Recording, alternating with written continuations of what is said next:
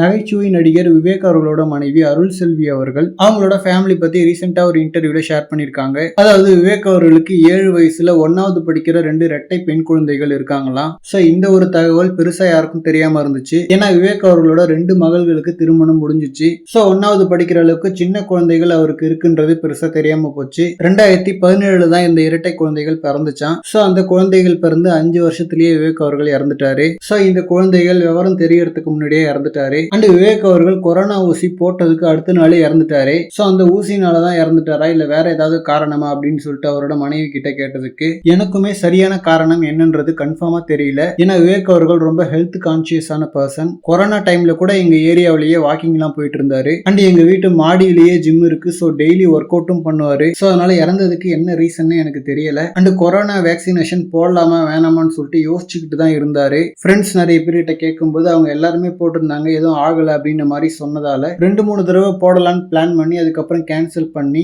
சரி ஷூட்டிங்காக வெளியூர் போகணும், வேக்சினேஷன் போட்டாதான் ஃபிளைட்ல ஏத்துறாங்க அப்படின்றதுக்காக ஃபைனலா தான் வேக்சினேஷன் எடுத்துக்கிட்டாரு. பட் ஆனா நெக்ஸ்ட் டேவே இறந்துட்டாரு. பட் ஆனா வேக்சினேஷன் போட்டா எல்லாரும் இறந்துட்டாங்களான்னா அதுவும் இல்ல. சோ அதனால இப்போ வரைக்குமே அவர் இறந்ததுக்கு என்ன காரணம்ன்றது எக்ஸாக்டா தெரியல அப்படின்ற மாதிரி தான் சொல்லியிருக்காங்க. அண்ட் இவங்க சொல்றதை பார்த்தா கண்டிப்பா வேக்சினேஷனும் ஒரு ரீசனா தான் இருந்திருக்கு. ஏன்னா ரீசெண்டா கூட பர்டிகுலரா ஒரு வேக்சினேஷன் எடுத்தவங்களுக்கு ஹார்ட் அட்டாக் வர்றதுக்கான ஒரு சான்ஸ் இருக்கு அப்படின்ற மாதிரி சில ரிசர்ச் எல்லாம் ஷேர் பண்ணாங்க. மெயினா கோவிஷீல்டு அந்த மாதிரி சொன்னாங்க. அண்ட் நான் கூட அந்த வேக்சின் தான் போட்டிருக்கேன். ஸோ யாருக்காவது ஒருத்தருக்கு அது சைடு எஃபெக்டா இருக்கும் போல. ஓகே ஃப்ரெண்ட்ஸ், இதை பத்தின உங்களோட கருத்துக்களை கமெண்ட்ல சொல்லுங்க. தேங்க்யூ.